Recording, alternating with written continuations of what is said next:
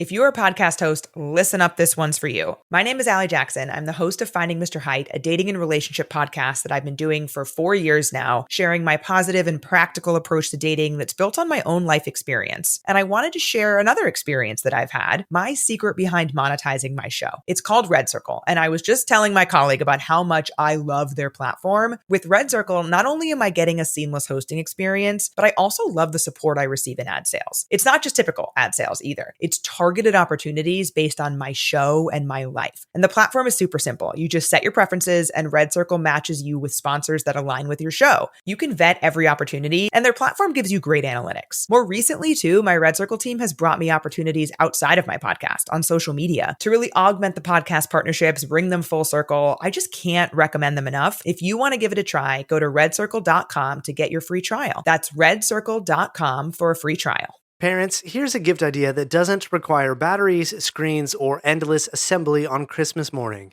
It's called the Dad Ventures Deck, a deck of silly adventures and unexpected twists for you and your kids. Pull one card and suddenly you're on a superhero bike ride or turning the backyard into a treasure island. My daughter still talks about the memories we've made from this deck. I've only got about 20 of these decks left, and once they're gone, they're gone. So if you want a simple way to spark memories with your kids this holiday season, go to ringspodcast.com/deck. Again, that's ringspodcast.com/deck. Start making more epic memories with your children today. Today we wander the chapter The Gathering of the Clouds from J.R.R. Tolkien's The Hobbit. Prepare to embark on a thrilling adventure as we explore the mysteries of talking animals, decipher the contrasting natures of dwarves and hobbits, and delve into the intricacies of bards' claims for Thorin's treasure. From unexpected alliances to profound moral dilemmas, join us as we uncover the untold tales and invite you to be part of the magic. This is the Lore of the Rings episode 114, and I'm Aaron, your host and fellow Middle-earth wanderer. Before we delve deeper into the realms of Middle-earth, I want to invite you to find the show on social media. The Lore of the Rings podcast is on Facebook, Instagram, and Twitter. Join our community of Middle-earth wanderers by following the show using the links provided in the show notes, or simply search for Lore of the Rings podcast and tap that follow button. I've been experimenting with AI-generated images inspired by Tolkien's words in The Hobbit, and posting those images on social media. Let me know what you think of those. Let's connect and share the magic together. Now, let's wander. We're going to delve deeper into a topic we've touched on before but haven't explored in detail: talking animals in The Hobbit. In this chapter, we encounter some fascinating instances of animals with the ability to communicate. For instance, we have the thrush, the same bird that conversed with Bard the man, understanding the dwarves and Bilbo. Additionally, an old raven speaks to the dwarves in the common tongue. Tolkien's works feature several talking animals. And here's a rapid-fire, non-exhaustive list for context. In the Silmarillion, Huan the Hound provides counsel to Beren during his quest to reclaim a Silmaril and win Lúthien's hand. Eagles, in both The Hobbit and The Lord of the Rings, also possess the power of speech. However, it's worth noting that eagles are unique, as they are embodied Maiar, spiritual beings who serve the Valar, the gods of the world. And let's not forget that delightful surprise of a fox encountering hobbits in the wild during the Fellowship of the Ring. In his essay on fairy stories, Tolkien contemplates talking animals and their significance in fantasy literature. He explains that this element derives from a primal desire for men to commune with other living things. According to Tolkien, quote, "The desire of men to hold communion with other living things lies near the heart of fairy." Tolkien emphasizes that animals talking alone is not sufficient to classify a story as fantasy. He distinguishes between mere beast fables and true fairy stories. Animals talking on its own is not enough to call a story fantasy, quote, "But the speech of beasts in a beast fable, as developed into a separate branch, has little reference to that desire, and often wholly forgets it. In stories in which no human being is concerned, or in which the animals are the heroes and heroines, and men and women, if they appear, are mere adjuncts. And above all those in which the animal form is only a mask upon a human face, a device of the satirist or the preacher. In these, we have beast fable and not fairy story. For him, the true essence lies in the magical understanding of the proper languages of creatures of nature. Quote, the magical understanding by men of the proper languages of birds and beasts and trees, that is much nearer to the true purposes of fairy. Take Bard and the Thrush, for example. Bard doesn't suddenly acquire the ability to speak bird language.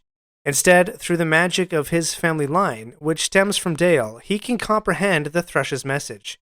A similar enchantment enables the ravens to communicate with the dwarves.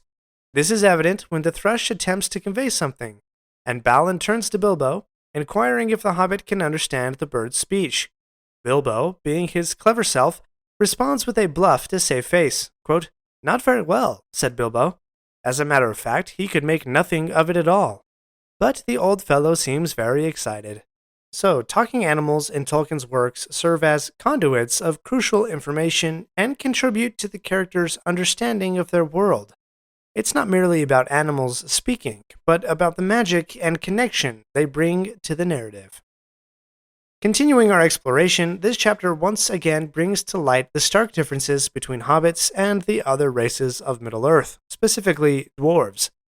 As the dwarves make their way back to the Lonely Mountain, their determination to go to war in defense of their ancestral treasure becomes evident. Ever consumed by greed and their insatiable lust for gold, the dwarves have grown audacious.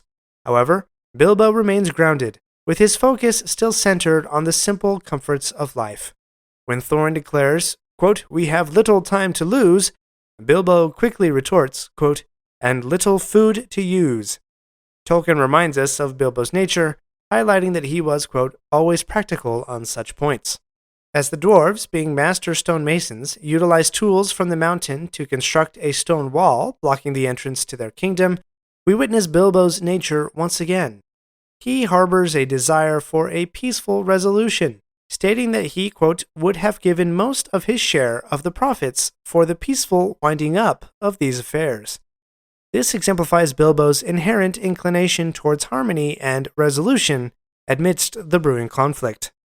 The contrasting music in this chapter further underscores the differences among the races. In the elven camp down the valley, the air is filled with the enchanting melodies of elven harps, and Bilbo finds himself yearning to be part of the singing and feasting in their company, rather than trapped inside the mountain. In response to the elven music, the dwarves offer their own song, reminiscent of the one they sang long ago in Bilbo's humble hobbit hole. If you recall, that song had both awakened Bilbo's adventurous Took side, while simultaneously filling him with fear and leading to, quote, very uncomfortable dreams. Through these instances, Tolkien skillfully contrasts the values, desires, and natures of the various races in Middle-earth. The chapter serves as a poignant reminder of Bilbo's unique perspective and his unyielding attachment to simplicity and peace amidst the turbulent circumstances. I have one more insight to wander into with you. Are Bard's claims on Thorin's treasure just? We'll get to that right after this break. We're not done yet. If you like this episode, please leave a review and share with your friends. And remember to subscribe if you haven't already. We'll be right back. The countdown is on. Holiday shopping season is officially here. Uncommon Goods takes the stress out of gifting with thousands of unique, high-quality finds you won't see anywhere else. I discovered their literary clock, which tells time using quotes from classic books. Thousands of options, one for every minute. It's clever, personal, and perfect for the book lover in your life. And because my family always breaks out board games during the holidays, I ordered a wooden code breaker game and a murder mystery jigsaw puzzle. Can't wait to solve that one together. Uncommon Goods has something for everyone. When you shop, you're supporting small, independent artists and makers, and with every purchase, they donate $1 to a nonprofit partner. So don't wait. Cross those names off your list before the rush. To get 15% off your next gift, go to uncommongoods.com/LOTRpod. That's uncommongoods.com/LOTRPOD for 15% off. Uncommon Goods. We're all out of the ordinary. Parents, here's a gift idea that doesn't require batteries, screens, or endless assembly on Christmas morning. It's called the Dad Ventures deck, a deck of silly adventures and unexpected twists for you and your kids. Pull one card, and suddenly you're on a superhero bike ride, or turning the backyard into a treasure island. My daughter still talks about the memories we've made from this deck. I've only got about 20 of these decks left, and once they're gone, they're gone. So if you want a simple way to spark memories with your kids this holiday season, go to ringspodcast.com/deck. Again, that's ringspodcast.com/deck. Start making more epic memories with your children today. For my final thoughts today, I want to explore Bard's claims on the treasure of Erebor and answer this question. Does Bard have a just claim on the treasure? Bard provides 3 arguments. First, that by his hand the dragon Smaug perished, therefore Thorin owes him some compensation for that service. Secondly, Smaug the dragon also raided Dale, Bard's ancestral home, and combined Dale's treasure with that of Erebor. Lastly, Smaug destroyed Lake Town, where the dwarves received aid in their time of need. What are your thoughts on these arguments? Do they seem just to you? Bilbo certainly thought so. Quote, "These were fair words and true, and Bilbo thought that Thorin would at once admit what justice was in them." I happen to agree with Bilbo. I think Bard's 3 arguments for claiming Thorin's treasure are just and should be honored. Bard's first claim is that he deserves repayment for his heroic act of slaying the dragon Smaug, which directly led to the liberation of the Lonely Mountain and the recovery of Thorin's treasure. This argument holds merit, as Bard risked his life and displayed exceptional courage to protect his people and his town. Smaug's menace and the devastation he caused are undeniable, and Bard's actions contributed uniquely and exclusively, Thorin was no help at all, to the downfall of the dragon. Therefore, Bard's claim for a portion of the treasure as recompense for his service is justified. One counter-argument to this could assert that Thorin's lineage and rightful ownership of the treasure predate Bard's involvement. From this perspective, Bard's slaying of Smaug was merely an act of self-defense, or protecting his own interests, rather than a heroic act specifically for the benefit of Thorin and the dwarves. Thus, Bard's claim for repayment might be considered secondary to the inherent rights of the dwarves. However, I still think that Bard's claim is justified, for without his direct actions, the dwarves would have no actionable claim on their treasure. Smaug would simply eat them. So not only do the dwarves owe Bard for their treasure, they owe him for their very lives. Bard's second argument is that Smaug had plundered and hoarded treasure not only from the Lonely Mountain, but also from the city of Dale, which was located nearby. Bard represents the people of Dale, who suffered greatly due to the dragon's greed.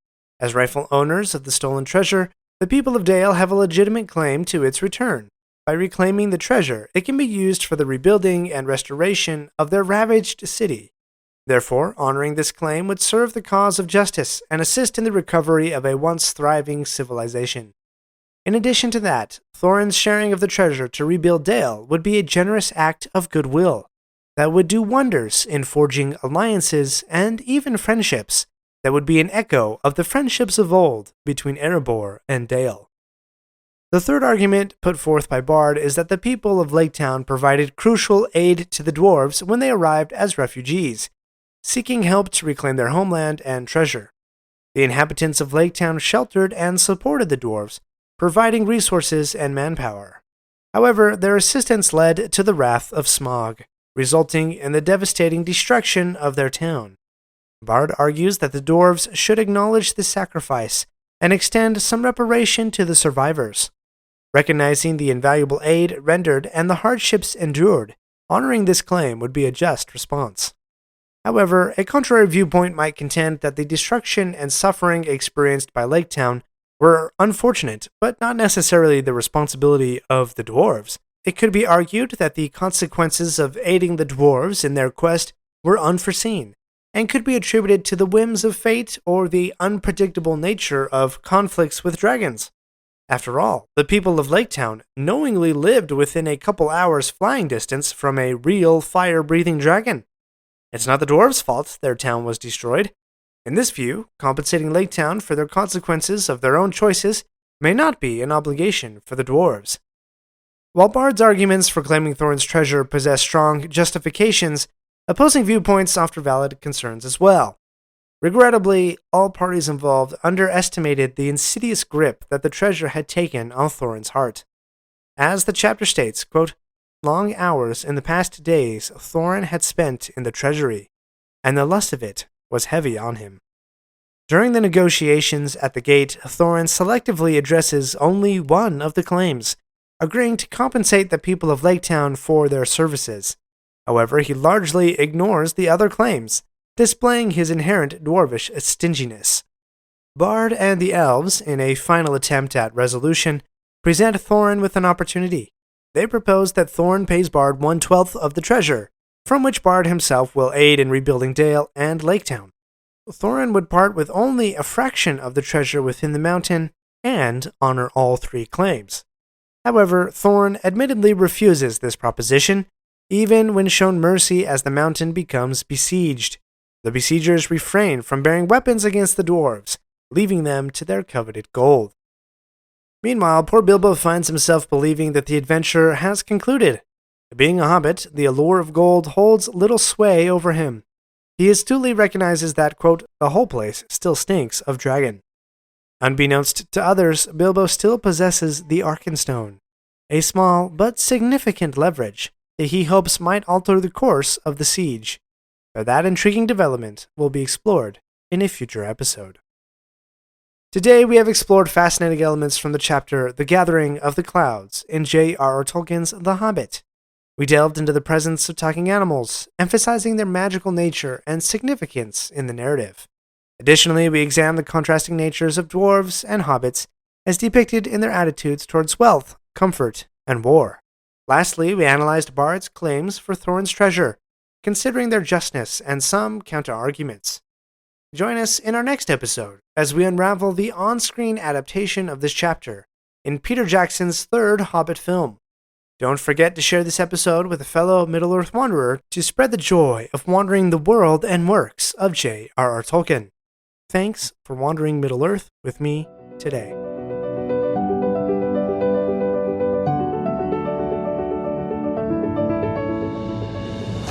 My friends, if you enjoyed this episode, let me know by subscribing, leaving a review, and sharing with your friends. Follow me on Facebook or Instagram at Lore of the Rings Podcast.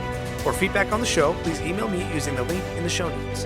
Until next Thursday, remember, not all those who wander are lost.